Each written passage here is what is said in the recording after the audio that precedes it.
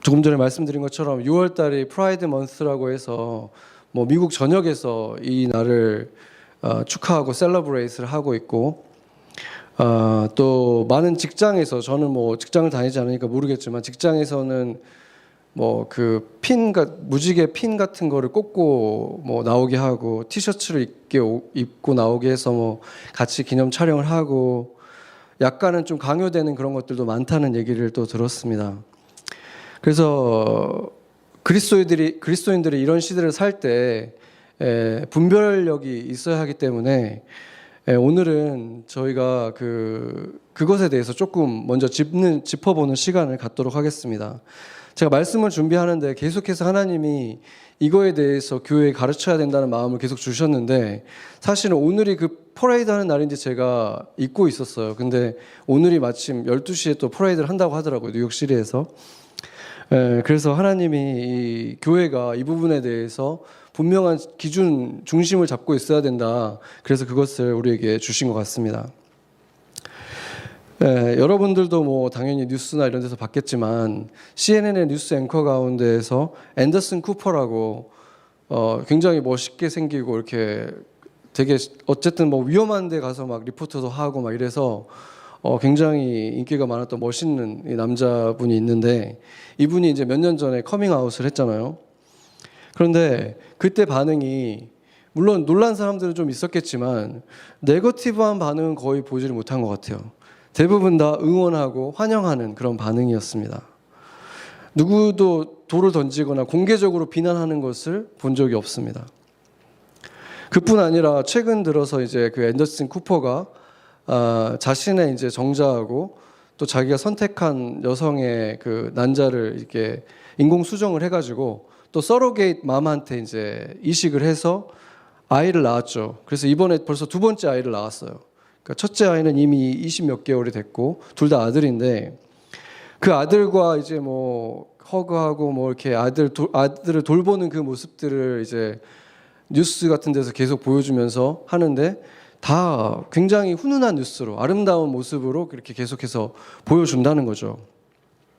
그런데 불과 15년 전에는 그 똑같이 유명한 한 앵커가 자신이 이제 그 동성애자라는 것을 밝혔을 때, 그때는 발칵 뒤집혀져서 완전히 한동안 그 사람이 이제 자신의 커리어에도 문제가 생기고 했었거든요. 불과 15년 전에. 그러니까 15년 만에 얼마나 세상이 많이 변했는지를 보여주는 것이죠. 얼마 전에 이제 저희 아이들은 이제 뉴저지에서 학교를 다니는데, 그 초등학교에서도 이 동성애 관련된 특별한 교육을 이제 학교에서 이제 실시할 거라는 것 때문에 이제 부모들에게 설명회를 하는 시간이 있었어요. 교육청에서 나온 강사가 이제 교육을 하는데, 그분은 딱 이러더라고요. 그 LGBTQ에 대한 이 차별은 인종차별하고 똑같은 것이다. 이렇게 아예 딱 단정을 지어놓고 교육을 하는 거예요.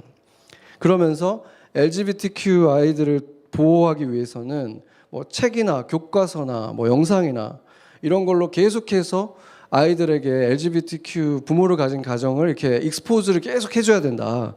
그래야지만 그 아이들이 보호받을 수 있다. 이렇게 주장을 했습니다. 계속 듣다 보니까 그 비슷한 주장을 제가 최근에 들었던 것을 기억해냈는데, 최근에 이제 동양계 미국인들이 많은 이렇게 헤이 크라임 같은 걸 좀 받았잖아요. 그때 이제 뭐 유명한 분들이 뭐 연예계 있는 동양인들이 모여가지고 어떤 그 코얼리션을 만들어서 어떤 그런 운동을 했는데, 한국계 미국 배우인 데니얼 데 킴이라는 분이 이런 주장을 하더라고요. 스크린에 나타나는 뭐 TV나 드라마에 나타나는 동양인의 숫자가 너무 적기 때문에 아시아인들이 여전히 미국 사람으로 느껴지지가 않고 이방인으로 계속 느껴진다. 그렇기 때문에 스크린에 더 많은 동양인들이 비중 있게 나타나는 것이 이 동양인들의 안전을 더 보장해 줄 수 있다. 이런 굉장히 설득력 있는 주장을 했었어요. 당연히 자주 눈에 계속해서 노출이 되면은 자연스럽게 받아들여진다는 거죠. 생각해 보면은 대부분의 주인공과 영웅들이 백인들이었잖아요. 우리가 미국에 오기 전에 봤던 백인들은 대부분 TV 속의 그 주인공들이었기 때문에 우리가 그 이미지를 당연히 가지고 있을 수밖에 없는 거죠. 대부분 다 주인공이었다면은 백인들은 똑똑하고 강하고 또 정도 많고 또 어떤 의로운 사람들이다, 이런 것들이 우리 안에 나도 모르게 이렇게 심어져 있다는 거죠. 그렇기 때문에 이제 최근 들어서는 디즈니 같은 데서 아시아계 영웅들, 이렇게 뭐 마블이나 이런 데서도 막 나오고 또 여성 영웅들을 계속해서 이렇게 또 만들어내고 하는 것도 바로 그런 철학 때문에 그런 것들이 이루어지는 것이죠. 그런데 정말로 LGBTQ 뭐 플러스 이런 사람들도 인종차별하고 똑같은 관점으로 봐야 되는 것이 옳을까요?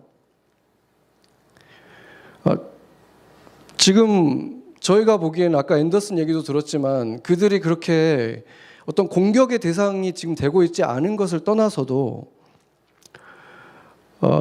첫 번째로 그들과 이 인종 문제하고의 큰 차이점은 뭐냐면 LGBTQ 성향을 가지고 한동안 살았던 사람들이 영원히 그렇게 살지는 않는 사람들도 꽤 있다는 거예요.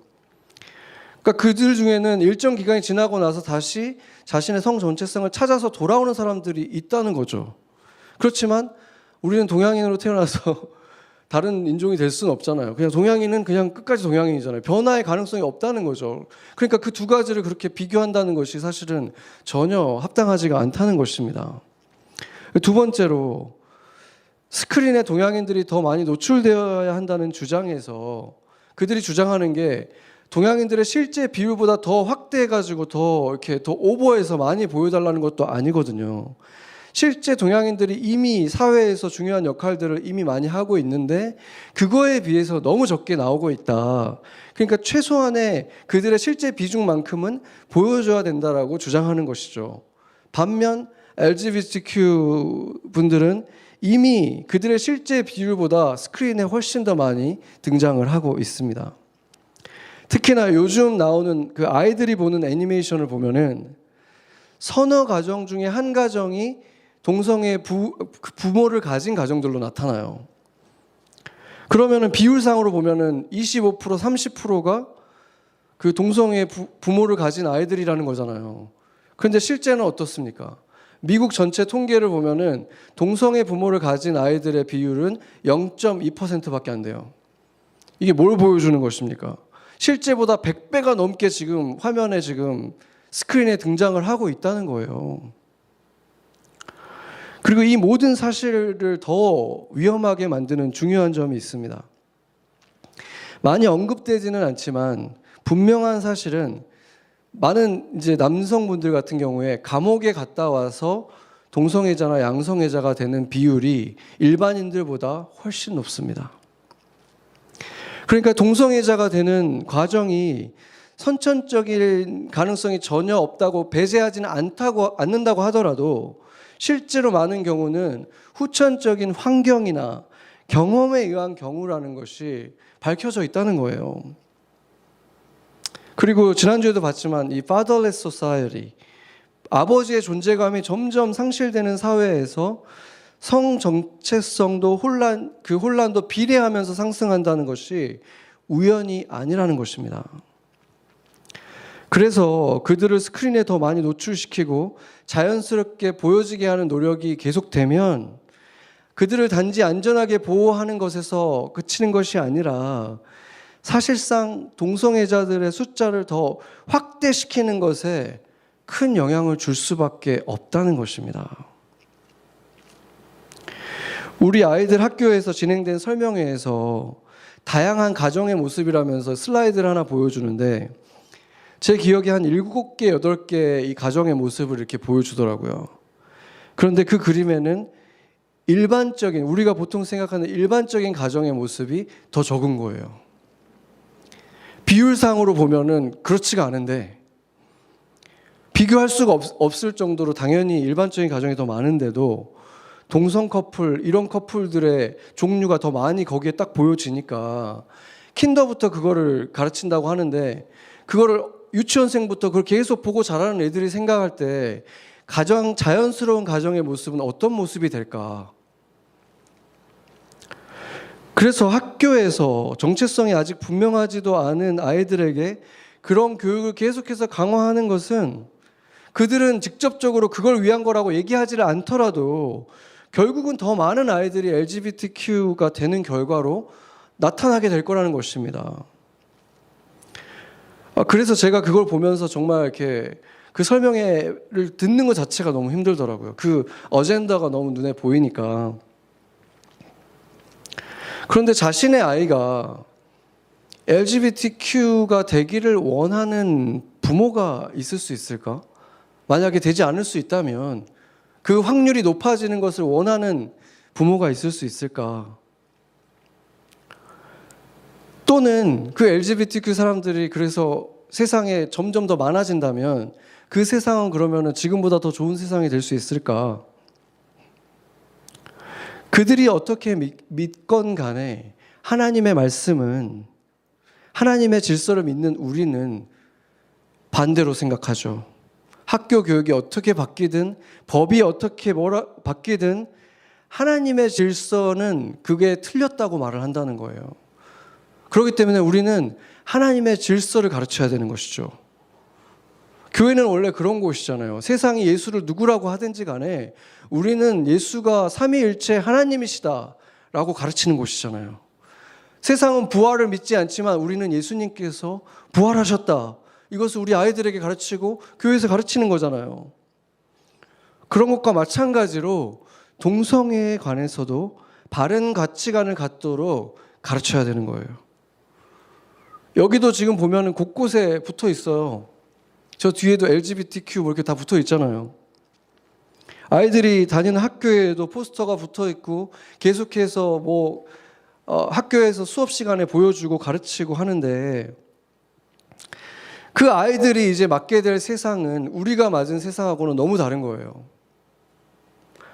그것을 위해서 교회는 비둘기처럼 순수하되 뱀보다 더 지혜롭게 아이들에게 진리를 가르쳐야 된다는 거죠.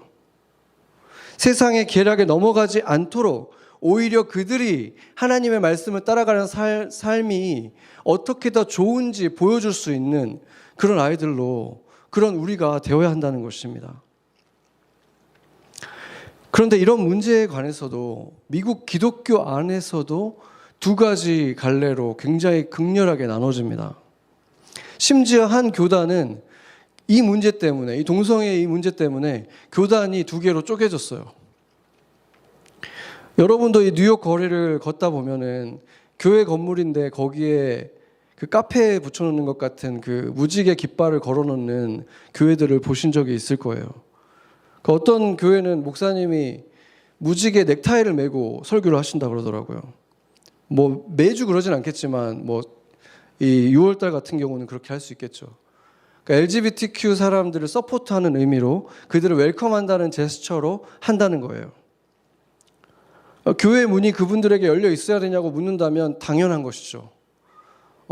LGBTQ든 뭐든지 간에 성경에서 말하는 그것이 온당한 삶의 모습이 아니라고 말하는 사람들에게도 교회 문은 열려 있어야 돼요. 진리를 들을 수 있는 기회를 줘야 되는 거죠. 그렇지만 죄가 아니다라고 얘기할 수는 없는 거죠. 그리고 더군다나 나는 내 삶의 방식을 전혀 바꿀 생각이 없다고 하는데 그런 사람에게 세례를 준다거나 그런 사람이 성찬에 참여한다거나 이렇게 할 수는 없는 것입니다. 그런데 일부 주류 교단은 이미 오래전에 그 교회의 장로뿐만이 아니라 목사까지도 동성애자가 될 수가 있습니다. 고통스럽지만 그것은 세대와 사람들을 더 의식하면서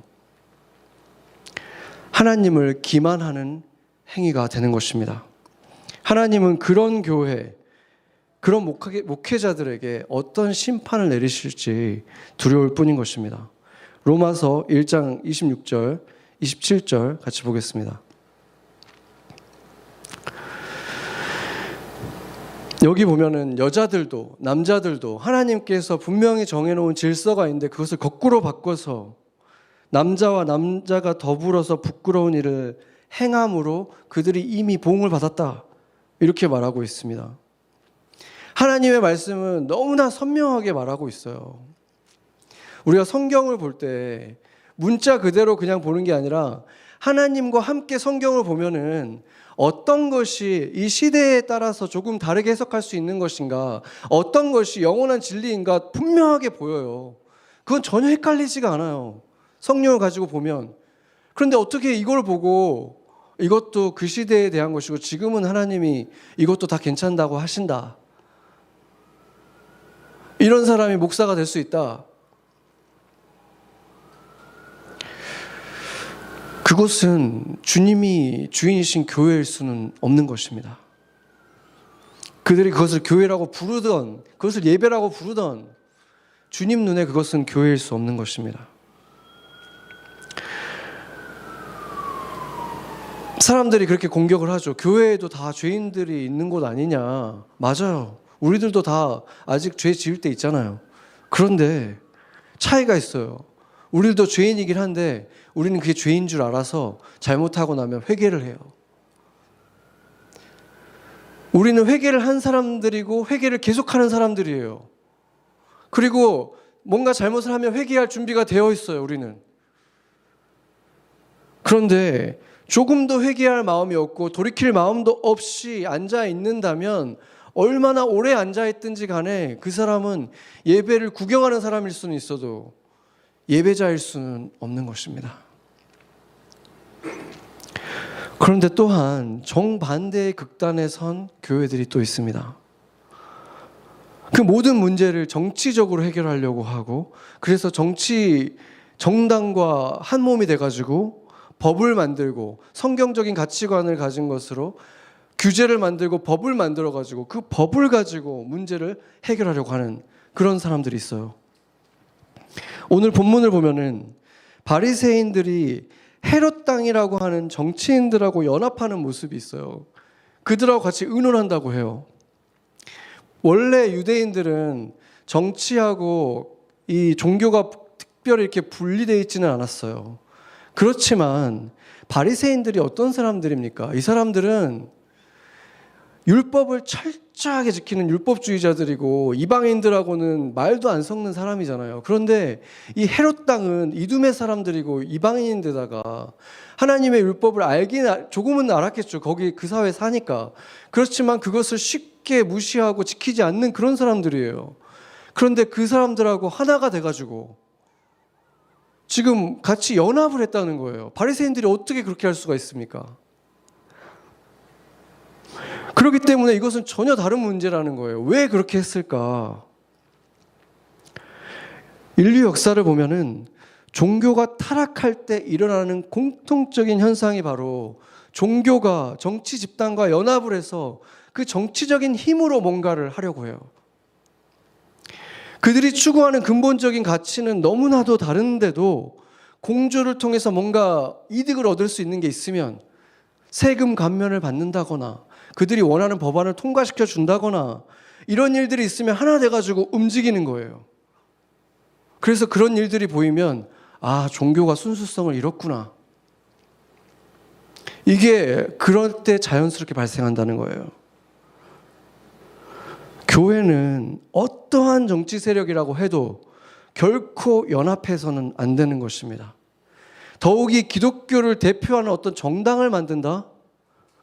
이것은 영원한 가치를 가진 교회를, 하나님의 몸된 신성한 교회를 하나의 정치적인 세력으로 전락시켜버리는 가장 위험하고 어리석은 행위가 되는 것입니다. 시민으로서 정치 참여를 하지 말라거나 투표를 하지 말라는 게 아니에요. 많은 정치 이슈 가운데 분명히 기독교인들이 동시에 찬성할 수 있고 반대할 수 있는 법안들도 분명히 있습니다. 그리고 내가 만약에 부르심이 있다면 그리스도인 정치인들이 나오는 것도 너무 좋은 일입니다.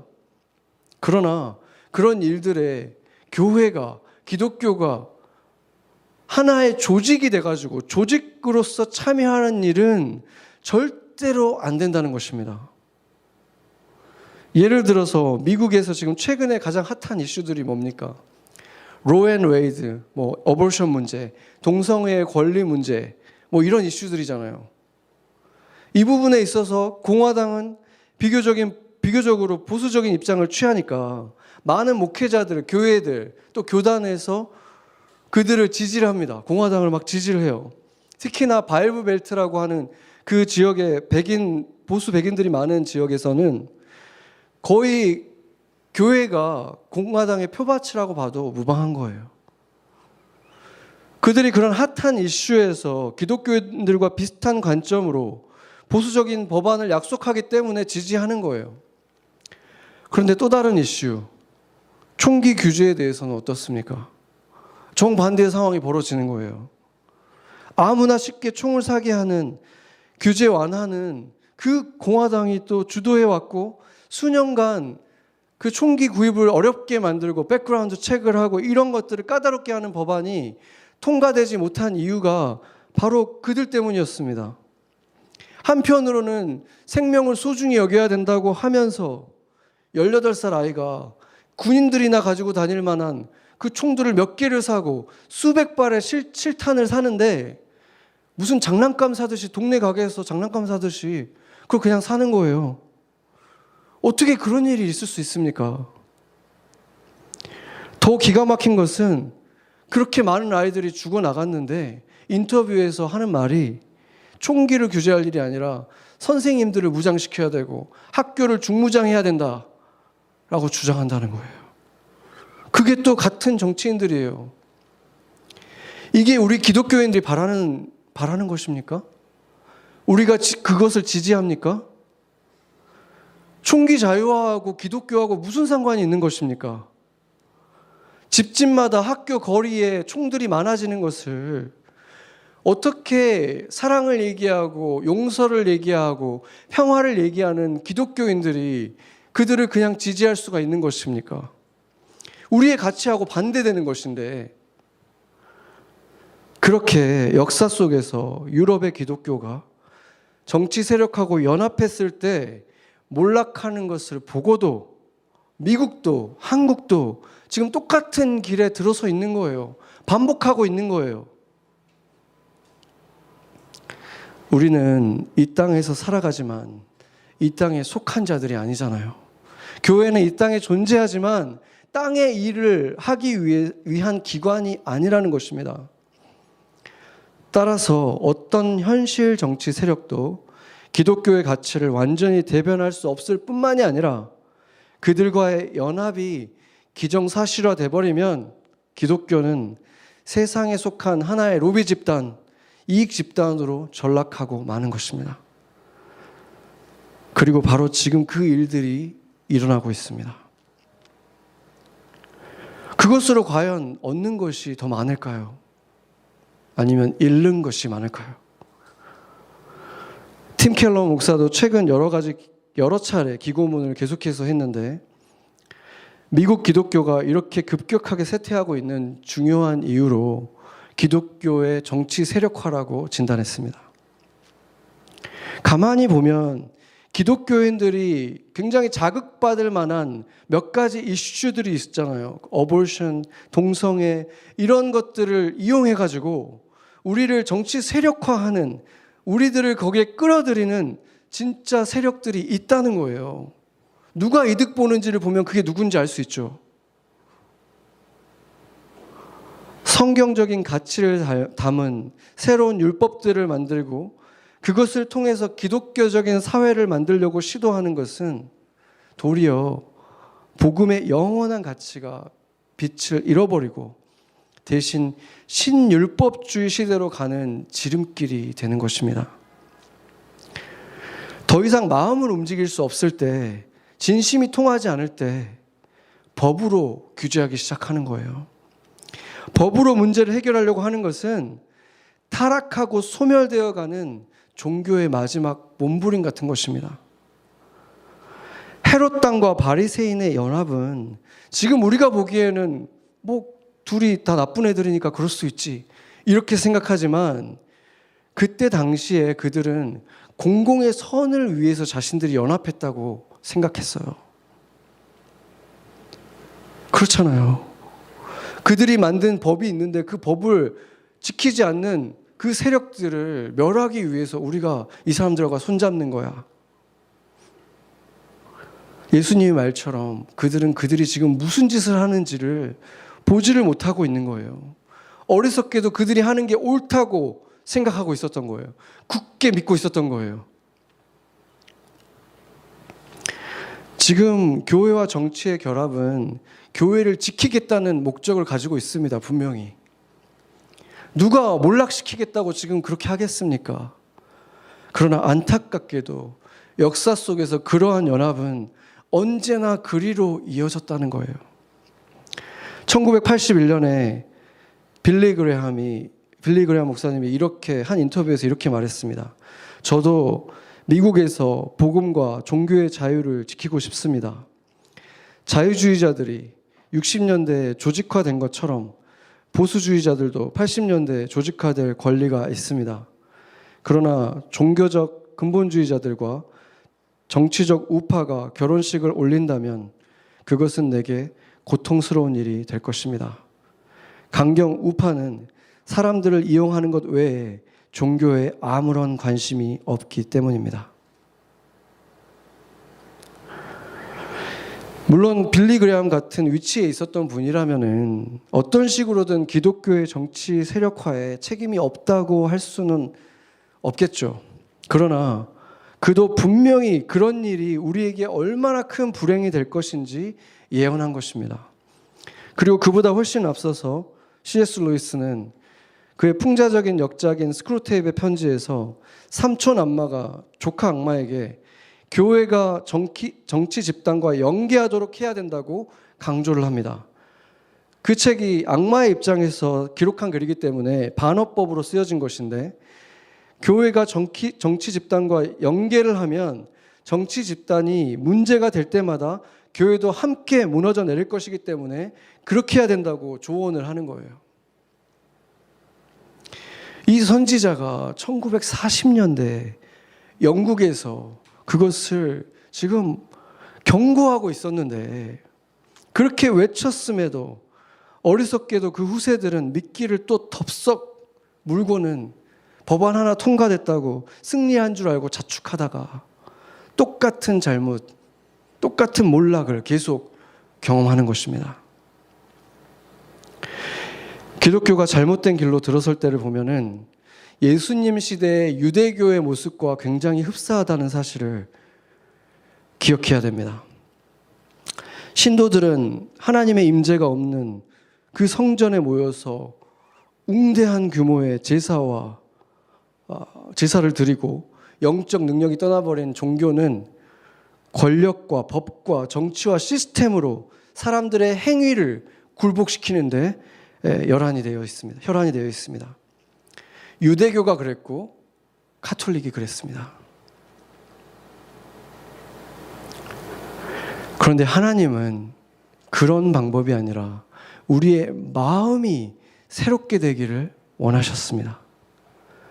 새로운 생명이 마음을 부드럽게 해서 그 마음 안에 하나님의 마음이 담겨져서 그런 사람들이 모여서 만들어지는 공동체, 교회가 그런 바른 마음을 가지고 바른 기준을 가지고 인내와 사랑을 가지고 잘못된 길로 가고 있는 사람들을 옳은 길로 인도해 주는, 하나님은 그거를 원하셨다는 거예요. 그들에게 법으로 위협을 하고 힘으로 굴복시키는 것이 아니라는 것입니다. 그것이 바로 유대인들이 했던 것을 되풀이하는 신율법주의인 거예요. 하나님에 대한 사랑도 사람에 대한 사랑도 결코 법으로 만들어낼 수는 없는 것입니다. 학자들이 그 고대 유대인들이 모여서 안식일 날 모였던 그 회당을 발굴을 한 것을 보면은 회당의 크기가 다 똑같지는 않지만 대략적으로 보면 한 100여 명의 사람들이 꽉 차서 이렇게 비좁게 들어갈 수 있을 정도로 2층까지 해가지고 100여 명의 사람들이 그렇게 꽉 찰 정도의 그런 사이즈의 건물이었습니다. 그러니까 아마 지금 이 공간보다도 훨씬 작았겠죠. 그런 공간인데 그 회당마다 회당장이라고 해서 그곳을 맡은 어른이 있었고 또 가끔 외지에서 온 랍비들이 와서 설교를 하기도 했지만 대부분 보통 그 안식일 날은 전임 목회자처럼 매주 그 회당을 맡아서 말씀을 전하는 랍비가 있었죠. 그들은 대부분 다 바리새인들이었습니다. 대부분의 유대인들은 바로 평생 그 같은 회당에서 대를 이어서 안식일을 보냈기 때문에 그들은 서로 너무나 잘 아는 이웃이었고 친척들이었어요. 결혼식이 있으면 일주일 내내 같이 축하하고 또 장례식이 있어도 같이 슬퍼하는 그냥 같이 엮여져 있는 그 회당으로부터 엮여져 있는 가족 같은 그런 식구였습니다. 그 100여 명의 사람들이 대를 이어서 계속 아이들까지 포함해서 100여 명이니까 매주 그렇게 만나서 같이 살면 이 사람들이 서로 무슨 일이 일어나는지 다 너무 잘 알 거 아니에요. 그리고 그들을 가르치는 그 바리새파 사람, 그 랍비도 대를 이어서 그 사람들을 목회를 하는 거예요. 가르치고 상담하고 또 고민이 있으면 들어주고 또 바른 길로 이렇게 해야 된다고 또 알려주고 하는 것이 바로 이 랍비들의 역할이었습니다. 그러면은 예수님이 왜 이렇게 화가 나셨는지 우리가 이해가 되는 거예요. 지금 손이 말라 있는 이 사람은 하루 이틀 그런 게 아니잖아요. 그들의 이웃이고 항상 그 문제로 힘들어하면서 살아가는 그 한 형제인 거예요. 근데 그에게 고침을 받을 기회가 찾아왔는데 그러면 그들의 목회자인 랍비는 누구보다도 기뻐해야 되는데 그 사람을 위해서 얼마나 많이 손을 얹고 기도해 줬겠어요. 지금 그 날이 드디어 왔는데 기뻐하기는커녕 예수가 안식일의 법을 어길 것인가 안 어길 것인가 그것에 지금 쳐다보느라고 지금 이 사람들에게는 그 사람보다 법이 더 중요했던 거예요. 법 위에 지금 사람 위에 법이 있었던 거예요. 지금 예수님은 그 상황에서 그 사람들을 다 둘러앉게 한 거예요. 이 사람을 딱 세워서 모든 사람들이 보는 중앙에 이 사람을 딱 세웠어요. 왜 그랬겠습니까? 보라는 거예요. 너의 형제를 봐라. 평생 같이 회당 다니면서 항상 그 불편한 몸으로 살아가고 있는 그 사람, 그 성도를 가르쳤던 랍비라면 너희가 그 아픔을 가장 잘 알았을 사람인데 너희가 기도해왔던 그 일이 오늘 벌어질 것인데 어떻게 너희들은 기뻐하기는커녕 자신들이 세운 그 법과 기준에 맞지 않는다고 해서 예수를 딱 적으로 세우자마자 그 일이 어떤 일이건 간에 아무 상관이 없이 그냥 그 분노가 치밀어 오르는 그런 사람이 될 수가 있느냐? 어떻게 조금도 불쌍하게 여기는 마음이 없을 수가 있느냐? 그것을 보라는 거예요. 예수님은 지금 당시로 치면은 목회자에게 지금 질문을 하고 있는 것입니다. 안식일 날 이렇게 너 형제를 살려주는 좋은 일 하는 것이 맞지 않겠느냐? 마태복음에서는 더 구구절절 예수님이 동물도 구덩이에 빠지면 너네가 구해주지 않니 하면서 이렇게 자세하게 설명을 해주세요. 왜 그러신 것입니까? 제발 눈을 뜨라는 거예요. 자신의 법을 어긴 예수님을 죄인으로 여기고 적대시하느라고 그 법이 너무 중요해가지고 지금 이 사람을 살리려고 하는 게 그동안 고통받고 있던 이 사람이 해방되는 지금 이 찰나에 와서 그 감정을 조금도 느끼지 못하는 그 사람들에게 안타까우신 거예요. 어떻게 너희가 그럴 수 있냐. 꾸짖으셨다가 논리적으로 설명을 해주시면서 깨우치라는 거예요. 정신을 좀 차려봐라. 지금 무슨 일이 일어나는지 좀 봐라. 너희들이 실제로는 하나님을 전혀 모르기 때문에 너희에게 지금 이런 일이 일어나는 것이다. 너희의 그 비참한 정체를 봐라. 너희 안에 하나님이 계시다면 어떻게 그 마음이 순식간에 그렇게 사라져버릴 수가 있느냐. 그런데도 그들은 눈을 뜨지를 못했습니다. 오늘 마가복음이 이렇게 증언을 합니다. 그들이 잠잠했다.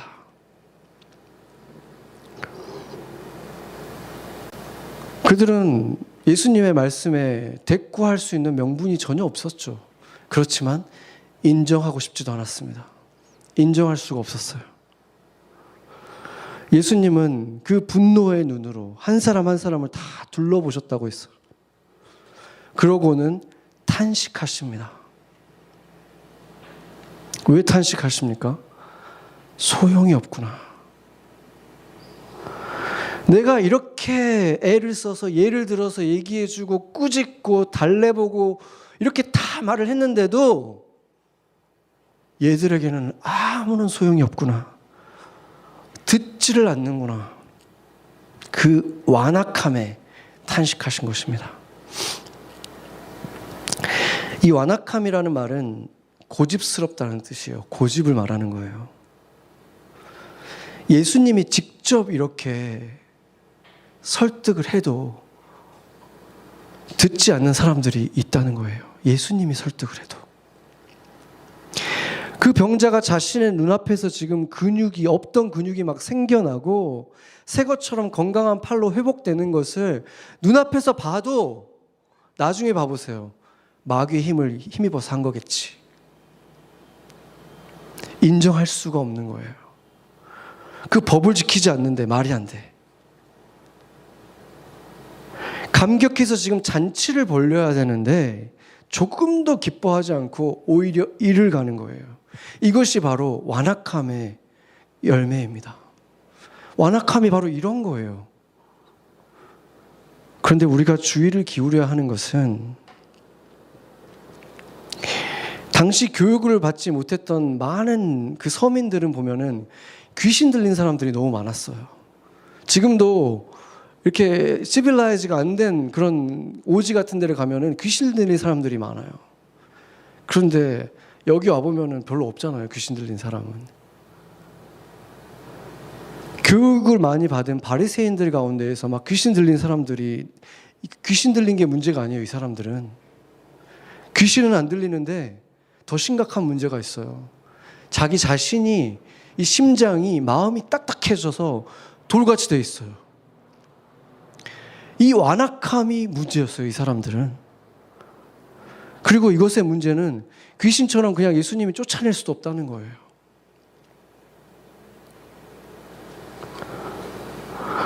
성경을 읽으면서도 내가 받아들이고 싶은 것만 받아들이고 여전히 주변의 사람들은 계속해서 판단을 하고 평가를 하고 그런 사람들은 어떻게 이 하나님의 은혜를 받을 수가 있겠습니까? 그런 사람들이 어떻게 예수님을 진짜 주인으로 모실 수가 있겠습니까? 그것이 불가능하게 만드는 것이 바로 이 완악함이라는 거예요. 그런 사람들은 예수님이 설득해도, 예수님이 꾸짖어도, 자신의 삶에 아무리 많은 기적이 일어나도 이 마음이 딱딱해가지고 꿈쩍도 하지 않는 거예요. 감동도 하지 않는 거예요. 아직도 끝나지는 않았지만 온 인류가 이렇게 다 함께 이 고통과 시련을 겪고도 하나님 앞에서 마음을 낮추지를 않는다면 과연 무엇이 인류의 완악함을 낮출 수가 있을까 두려워지는 것입니다. 지난주에 공원에서 제가 지나치면서 본 사람들, 또 찬양할 때 제가 둘러본 사람들, 그 사람들을 보면서 제가 느낀 것이 있었어요. 세상에 나가서, 여기서 우리가 찬양은 매주 하잖아요. 근데 세상에 나가서 찬양을 하니까 그곳에서 아버지의 사랑을 막 노래를 하니까 뭔가가 좀 감지되는 게 좀 있었어요. 또 그 시간에 대해서 제가 돌아와서 계속해서 묵상을 해봤거든요. 일주일 동안.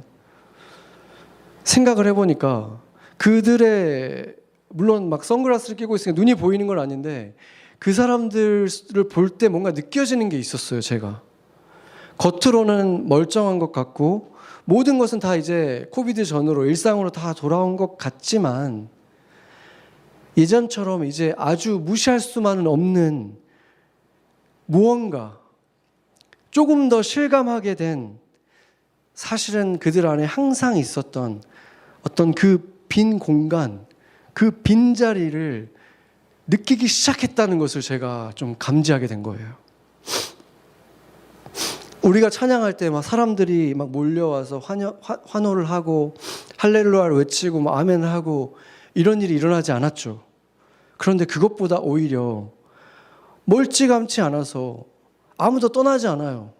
멀찌감치 않아서 그 노래를 그냥 가만히 듣고 있는 사람들, 그들의 모습이 어떻게 보면 더 진실되게 느껴졌어요. 서너 명의 아빠들이 우리들이 이렇게 앉아있는 바로 뒤에서 공놀이를 하면서 계속 놀고 있었는데, 그들이 힐끗힐끗 바라보는 눈을 제가 봤을 때 그 눈빛 속에서도 제가 그것을 똑같이 감지했습니다. 좋은 법들이 만들어지는 것은 당연히 기쁘고 감사하고 축하할 일들이지만, 기독교적인 법이 더 많이 만들어진다고 해서 세상은 옳은 방향으로 가지 않습니다. 기독교가 정치 세력화돼서 힘과 법으로 세상과 싸우는 것으로 세상을 구원하지 못합니다. 반대로 하나님의 자비와 소망의 상징인 무지개를 마치 하나님을 조롱하듯이 전혀 다른 의미로 사용하면서 거센 파도가 된 것처럼 오고 있는 그 시대의 눈치를 보면서 힘없이 휩쓸려 다니는 것도 안 되는 거죠. 교회는 하나님의 진심, 하나님의 마음을 아셨던 예수님처럼 우리도 그 예수님을 가까이 알아야 되는 거예요. 예수님의 마음이 우리에게 담겨 있어야 되는 거예요. 좌로나 우로나 치우치지 말고 주님의 마음으로 세상을 바라볼 줄 알아야 되는 것입니다. 예수님의 눈으로 나와 내가 만나는 사람들을 바라보는 사람들, 세상은 다 여기 아니면 여긴데 나는 그 중앙에서 주님과 함께 휩쓸리지 않고 바른 길을 가는 사람들, 그런 사람들이 그리스도인들이 돼야 되는 거예요. 때로는 이 사람들이 맞는 말 한다, 때로는 이게 맞는 거다 얘기할 수 있는 사람들. 진리가 바로 교회가 가지고 있는 진실한 그리고 유일한 힘이기 때문입니다. 겉으로 어떻게 보일지라도 우리의 이웃들의 마음은 어느 때보다도 가난합니다. 자신들의 안에 그 빈 공간을 인식하기 시작한 이 시대의 사람들에게 세상의 것들로 그것을 채울 수 없다는 그 진리에 눈을 뜨기 시작한 이 세대에게, 이 이웃들에게 필요한 것은 또 하나의 좋은 법이 아닙니다. 그들에게 필요한 것은 바른 교회입니다.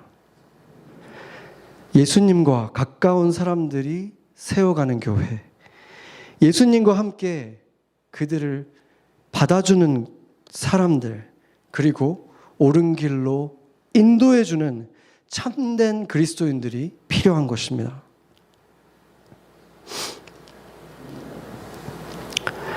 여러분들의 마음에는 예수님이 담겨 있습니까? 여러분은 예수님과 가깝습니까? 점점 더 예수님과 가까워져 가고 예수님과 친하다고 말할 수 있습니까? 여러분은 그 공간이 채워져 있습니까? 세상이 씨름하는 많은 문제들의 해답은 바로 거기에 있는 것입니다. 같이 기도하겠습니다.